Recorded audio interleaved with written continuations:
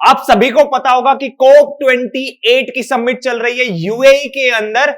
अभी latest information आ रही है कि इंडिया ने कोप 28 के अंदर जो एक डिक्लेरेशन था क्लाइमेट एंड हेल्थ के ऊपर, उसको साइन करने से मना कर दिया है। ये आप देख सकते हैं, मिंट की एक वेबसाइट पे ये रिपोर्ट पब्लिश हुई है कि India refuses to sign COP 28 declaration climate and health. जानते हैं ऐसा क्यों हुआ? तो वेलकम टू यूनिमॉन्क्स, मेरा नाम है मनीष चौधरी। अब हम स्टार्ट करते हैं इसके बारे में जानना कि ऐसा क्या हुआ है। तो सबसे पहले कोप 28 के अंदर एक पिक्चर बहुत ज्यादा वायरल हो रही है, वो हो रही है हमारे प्राइम मिनिस्टर की, यानी कि इंडिया के प्राइम मिनिस्टर और इटली की प्राइम मिनिस्टर की। आप देख सकते हैं कि इटली की प्राइम मिनिस्टर ने खुद ट्वीट किया है, good friends at cope 28 hashtag melody. ठीक है, मेलोडी का मतलब है मोदी एंड मेलोनी। मेल, ये देख रहे हैं आप, मेल मेल का मतलब है मेलोनी एंड मोदी, जो मोदी हो गया MODI, यानी कि इन दोनों को मिला के बनाया गया है हैशटैग मेलोडी। ऑलराइट, अब हम जानते हैं कि ऐसा क्या हुआ है कि जिसकी वजह से इंडिया ने इसमें मना कर दिया है कि हम इस डिक्लेरेशन पे साइन नहीं करेंगे।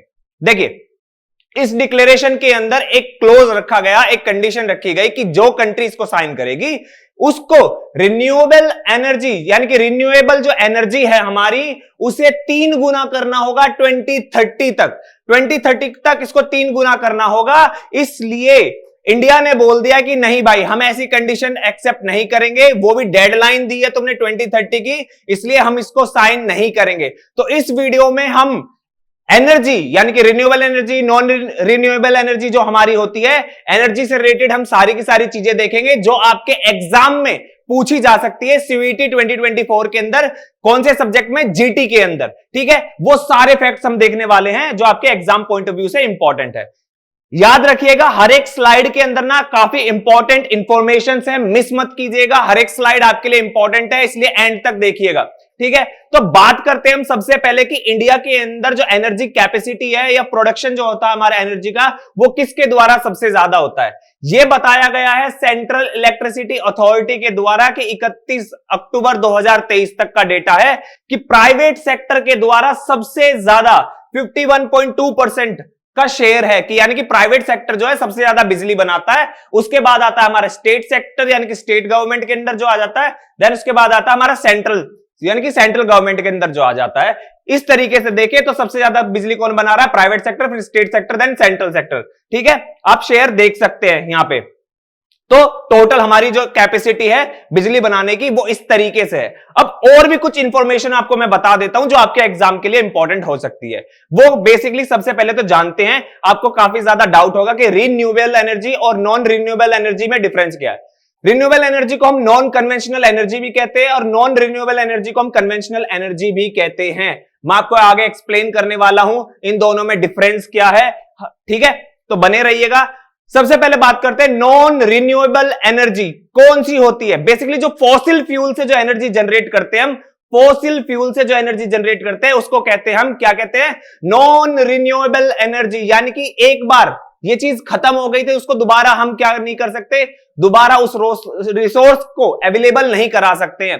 कौन कौन सी हो गई, कोल, आपको कोयले से आपको बिजली मिल जाएगी कि थर्मल एनर्जी जो बनती है वो किससे बनती है, कोल के थ्रू बनती है। फिर लिग्नाइट हो गया, गैस डीजल, गैस डीजल के द्वारा भी बिजली बनाई जाती है। तो याद रखेंगे सबसे ज्यादा जो हमारी बिजली बनती है फॉसल फ्यूल्स के अंदर, वो कोल के द्वारा बनती है 48.6%।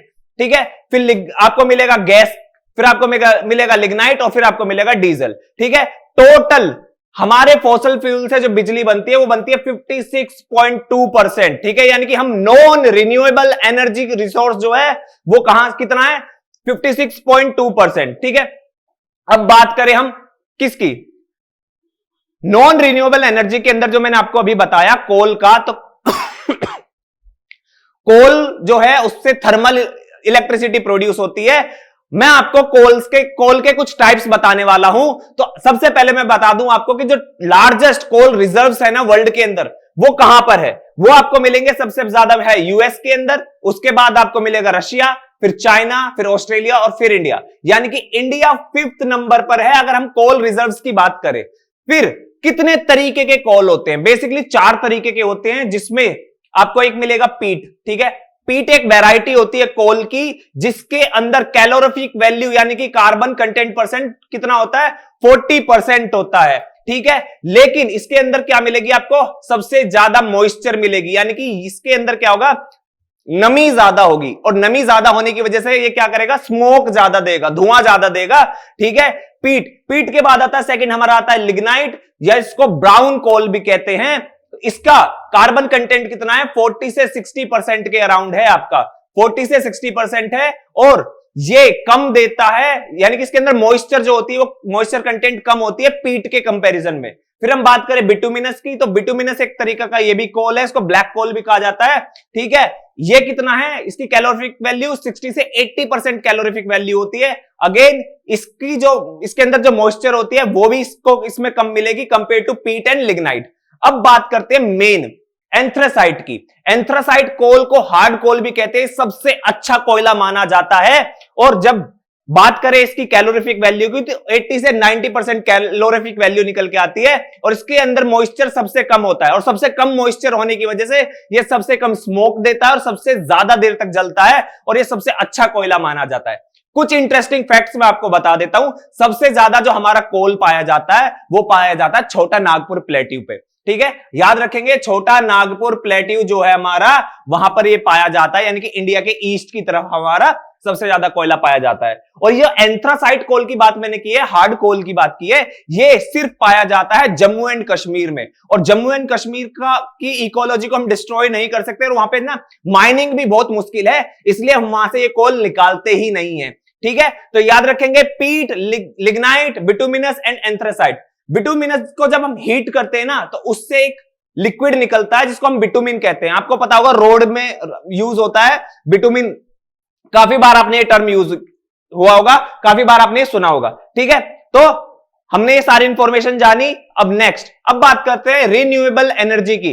रिन्यूएबल एनर्जी को हम क्या कहते हैं, नॉन कन्वेंशनल एनर्जी, ठीक है। इसको बार बार प्रोड्यूस किया जा सकता है, बार बार इसको जनरेट किया जा सकता है, बना सकते हैं हम इसको बोलते हैं हम नॉन फॉसिल फ्यूल भी, ठीक है, नॉन फॉसिल फ्यूल भी कहते हैं इसको। इसमें कौन कौन सी आती है, हमारा हाइड्रो आ गया, यानी कि आपने डैम सुना होगा, भाखड़ा नांगल डैम का नाम सुना होगा, ठीक है, डैम से जो बिजली बनती है। फिर आपका विंड, हवा से, ठीक है, विंड से बनती है।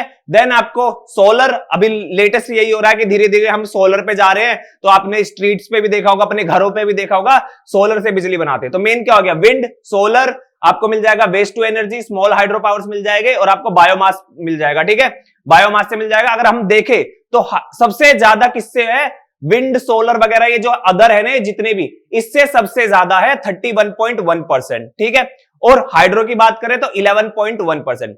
टोटल अगर हम नॉन फॉसिल की बात करें तो 43.8% है, यानी कि हम सबसे कम बिजली बनाते हैं नॉन फॉसिल फ्यूल से। और इसी की बात की गई है COP 28 के अंदर, इसी की बात की गई है कि इसको हमें 2030 तक कितना करना है, 3 गुना करना है, ठीक है, 3 टाइम्स इसको इंप्रूव करना है। इसीलिए गवर्नमेंट ने मना कर दिया है कि नहीं, हम इसको साइन नहीं करेंगे, क्योंकि इसको स्टेब्लिश करने में बहुत ज्यादा टाइम लगेगा और बहुत ज्यादा कॉस्ट लगेगी, तो अभी ये पॉसिबल नहीं है, इसलिए गवर्नमेंट ने मना कर दिया है। ऑलराइट, ऐसे ही सारे के सारे इंटरेस्टिंग आर्टिकल्स आपके लिए आते रहेंगे, न्यूज़पेपर के जो भी है या फिर लेटेस्ट न्यूज जो चल रही है, उसमें से मैं फिल्टर करके लाता रहूंगा ऐसी इंफॉर्मेशन जो आपकी जनरल नॉलेज के लिए काफी इंपॉर्टेंट है, और आपके जीटी के पेपर के लिए भी आप काफी ज्यादा इंपॉर्टेंट हो जाती है। अगर आपके माइंड में कोई भी डाउट है तो आप कमेंट करके बता सकते हैं, और अगर आप यूनिमॉन्क्स के साथ क्लासेस लेना चाहते हैं तो आप 2 चीज कर सकते हैं। पहला, आप जो है प्ले स्टोर पे जाके हमारी ऐप डाउनलोड कर सकते हैं, यूनिमॉन्क्स के नाम से आपको ऐप मिल जाएगी, वहां पे आप ऑनलाइन क्लासेस ले सकते हैं। अगर आप ऑफलाइन क्लासेस चाहते हैं तो वो आप कमेंट कर सकते हैं, और डिस्क्रिप्शन बॉक्स में भी आपको हमारी कॉन्टैक्ट डिटेल्स मिल जाएगी, आप हमें कॉन्टैक्ट कर सकते हैं ऑफलाइन क्लासेस के लिए भी। ऑलराइट, अगर आपको वीडियो अच्छी लगी है तो वीडियो को लाइक कीजिएगा, शेयर कीजिएगा, कमेंट कीजिएगा, और चैनल को सब्सक्राइब करना मत भूलिएगा। Thank you.